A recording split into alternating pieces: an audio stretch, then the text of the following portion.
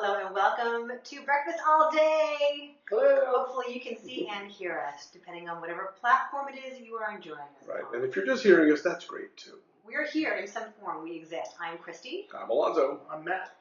And boy, is it ever super January this week. It's bad. Yeah. I didn't see the big movie of the week yet, so I can't opine, but y'all will be telling us all about it. But yeah, it seems like the kind of movie that would be a hit in January. Yeah.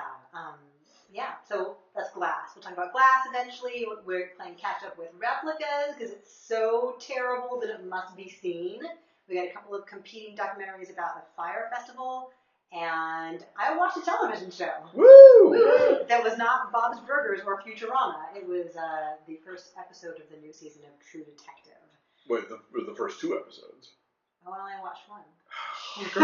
Wait, were there two? Yes. Two, yeah. It was a two hour long episode. Oh, shoot. I watched episode one. Well, I guess we'll talk about it in a minute. Okay. Are they going to show two every Sunday? No, that was just to get things rolling. Damn it. All right, we'll do 2 and 3 next week. I can't even do that right. I can't even watch television correctly. math is hard. All right, so let's start with Glass. This is the long-awaited, if you're M. Night Shyamalan, follow-up to Unbreakable and Split. 19 years after Unbreakable came out, 2 years after Split, we now have Glass, which ties the whole thing up. Matt, please tell us about it. So Glass starts off with somebody called the Overseer, who we know as David Dunn, played by Bruce Willis, as we saw from Unbreakable, on the trail of the Horde, played by James McAvoy, and James McAvoy, and James McAvoy, and James McAvoy. A character who has multiple personalities, one of which is, a minor version of the Hulk. And then they both get locked up, and maybe they're all just imagining things, and they're in the same place that Mr. Glass is, and maybe he's insane too. Maybe they're all insane. Maybe they're not. Who knows? Samuel L. Jackson. Yeah. His real name is Elijah Wood. Cummings. Elijah something, but he goes by the name Mr. Glass because he has this thing with his bones that makes them very brittle. Yes. I did just finally watch Unbreakable in the last couple of days. It holds up pretty well, I think. It's okay, yeah, and it had a twist I didn't see coming. Right. Well played, M. Night. But I have to now. He was dead the whole time. But now I have to watch Split before I go see Glass, which I have to watch for Hushai. Do you want to cover up your ears while we talk about Whatever. I don't care. So this is such a letdown. I really liked Split, and a lot of what makes Split fun is this big, showy performance from James McAvoy. And each of the characters, each of the personalities competing for time in the light is really distinct and really well drawn, and he gives it his all. It's really showy and scenery chewing. And the cool thing with Split is that M. Night Shyamalan really leans into his Hitchcock worship in the best ways. Right. Like the camera work is like gorgeous, dazzling, virtuoso camera work, like beautiful, long, fluid, elegant takes. And that's what's cool about Split.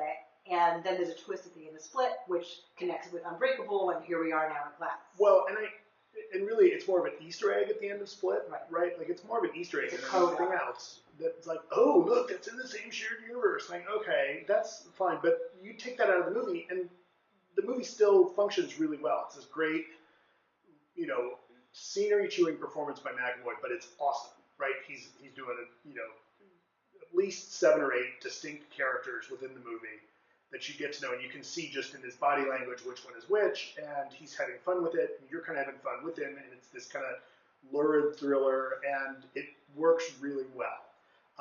And then you have Glass. And it's like that character was brought in from a totally different filmmaking paradigm than what we go back to, because Unbreakable is this kind of quiet, languid, I don't even necessarily want to say thriller so much as it's a kind of mystery, and it takes its time, and it's good, but the character from Glass, like, oh my god, what is he doing in this movie? And granted, as this movie takes off, the first 2/3 of it, I was kind of going along with it, like, okay, this is kind of interesting. This is, it's a decent look at what would happen with people like this in a real world setting, and it stays relatively grounded. And because they all have these abilities, right? They believe they're superheroes in their own ways, and they're all locked up together in the same psychiatric institute where Sarah Paulson is overseeing them and studying them and more, as we actually learn. Right. But they all feel really disparate still, all three of them.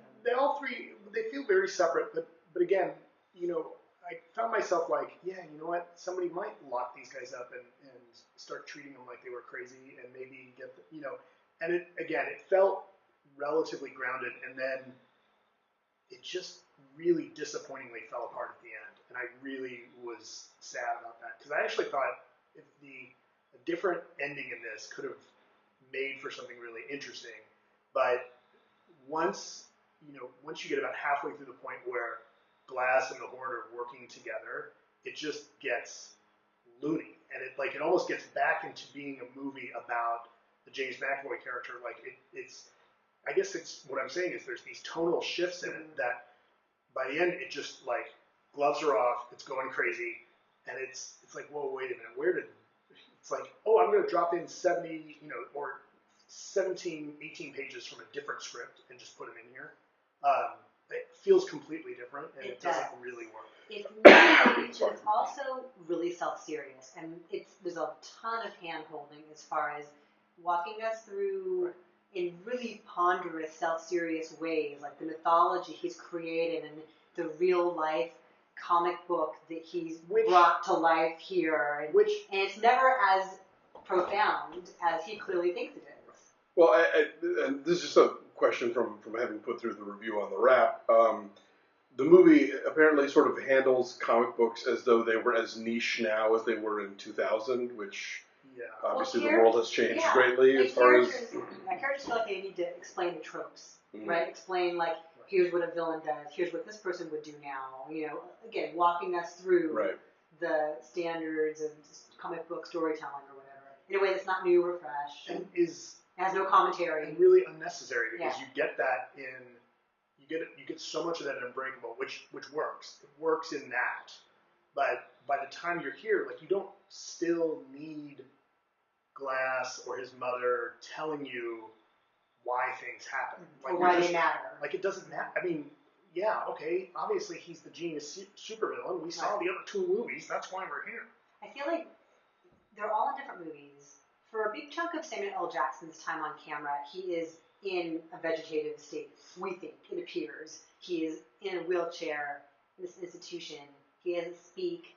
He has an eye twitch here or there. It feels like a total waste of what we know Samuel L. Jackson can do. Like, he's a massively verbal performer. He uses that as one of his intimidating strengths. Or it can be funny or it can be exciting. He's just mute here for a long time. Bruce Willis may as well be mute because he's like asleep, practically. There's just nothing.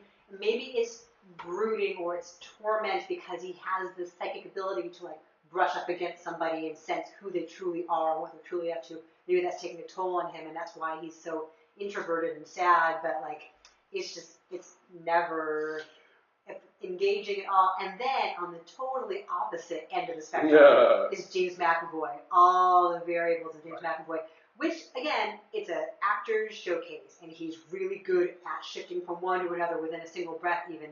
But gosh, a little bit of that goes a long way. And there's a trick they do with, like, a strobe light, which forces him to, like, snap from one character to the next, to the next, to the next. And, like, doing it once is not enough. They do it over and over and over again. It's like, yes, Knight, we get it. This is a cool trick that you're pulling off. Well, watching Unbreakable, just even those opening moments when they're on the train, I was like, oh yeah, this is like when Bruce Willis still gave a shit. And, like, I'm wondering, is that Bruce Willis showing up to play here, or is it the one of the last decade or so? No, it's mailing it in Bruce Willis. Right, it's mailing it in. Who's like, oh, I was laconic in this movie. It's also a total waste of Anya Taylor-Joy. So I was going to ask. Anya Taylor-Joy is in Split. Yes. She is one of the young women that Kevin and the Horde abduct in Split, and she forms a connection with him.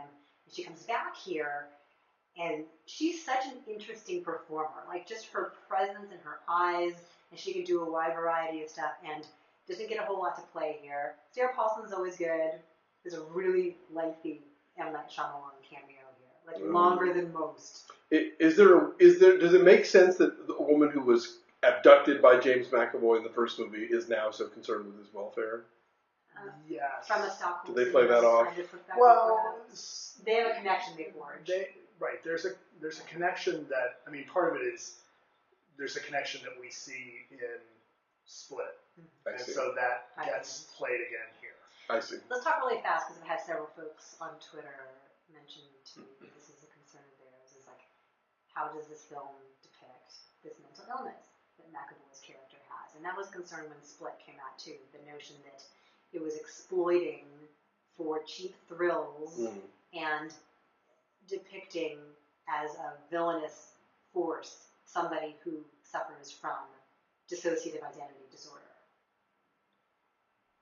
Now, That's, is that a concern? Yeah, it's a good question. I would, not knowing enough about how, the particulars of it, if it's that, so the traditional, I mean, not way back, but, the more, I think more recently we realized that those identities get created as survival mechanisms, so it's true to that, but. Because he has trauma that he's trying to heal from. Right, but I think it does still, I mean, look, like, it's a guy climbing on walls, right? So I think it does use it, and then when it starts, because it tilts into, and we know this from Split, half those characters, half of those personalities are worshiping the Horde. And I don't They are the Horde, right? Well, you mean the Beast? The Beast, sorry. They're worshiping the Beast. Yeah. And I've never really gotten a sense that personalities in someone like that are worshiping another one and being like almost trying, at some point the one kind of leader female one, I can't remember her name. Patricia, like is serving as his prophet almost, right? As the Beast prophet. And I don't, so at that point, like you're not seeing like, well, how is Patricia a survival mechanism, right? And, she keeps things so, in order. Well, okay. I'm guessing. Right, I don't know. But I think that, yeah, it probably is. I mean, look, using that as the villain character, I mean, Occam's razor, yeah, it is going to be exploitive. Isn't that true in any horror movie, though, with a serial killer? He's there for cheap thrills. I don't know. I don't know that we feel sorry for serial killers, though, do we? Or maybe feel sorry for James McAvoy? Maybe. For Kevin. For what he endured. Yeah, but, again, like, is this... Yeah, I mean, look, like, I don't know, again, I don't know enough, and I'm not someone who has that issue, so I don't really have the standing to say something, but I'm not going to, if somebody's saying, oh, I think that's exploiting, I'm not going to argue with them. Like, no, it's tricky. It's a topic that's out there, so I wanted to bring it up. There's no answer for us to come up with, but it's something that people have asked, hey, will you guys mention it? I mean, it does, I will say, like, this movie doesn't paint genius supervillains in a particularly good light, but, Anyway, this movie's just a bummer. It's disappointing. Split was really good. M. Night is so wildly hit and miss, Either his work is thrilling and exciting and inspiring, or it's just crap. Here's the thing. M. Night's great when he's working small.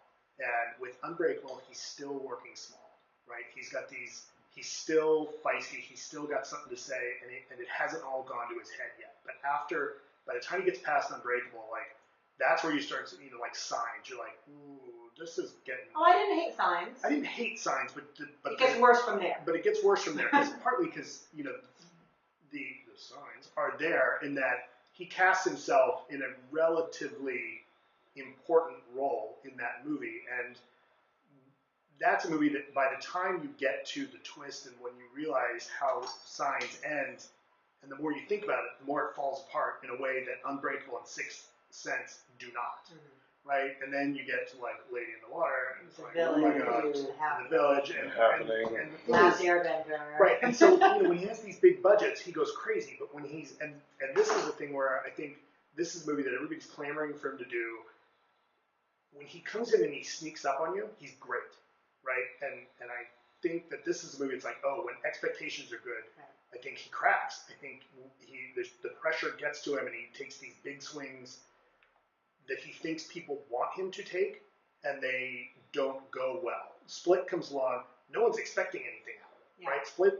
Split is otherwise, because it's not like there's some big twist at the end of the Split. Split is like, oh, yeah, dude can make a serviceable horror movie, right? Same thing with the Visit, right? Like, oh, hey, right, he can do these little movies, and I mean, not little, but he can do these smaller scale, intimate movies, and they work. And the minute he starts going more than like 8 or 9 characters, you're like, oh, right? All right, so what is your number then? You said 6. I said 6. That's probably a little high, but Do you want to change your 6?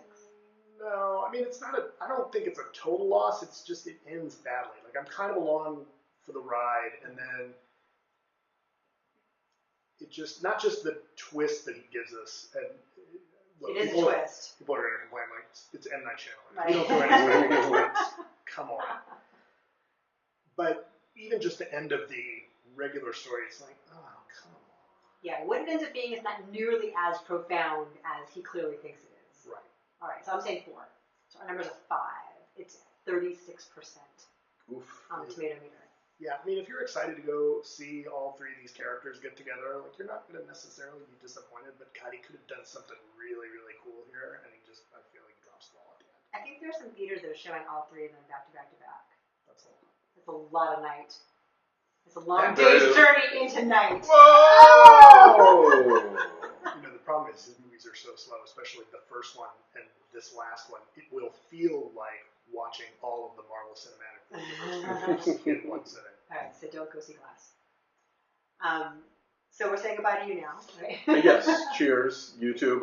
Follow us at BeFastAllDay on Twitter, Instagram, and Facebook, and subscribe and like us here on YouTube, and leave us positive feedback in all the places where the podcast streams. You'll leave us a 5-star review on Apple Podcasts, give us a thumbs up or whatever it is on Spotify and Stitcher and Google Play and Podbean and all those places. And thanks to all of you who have done that already. Yes. So thanks for that. Appreciate it. Bye.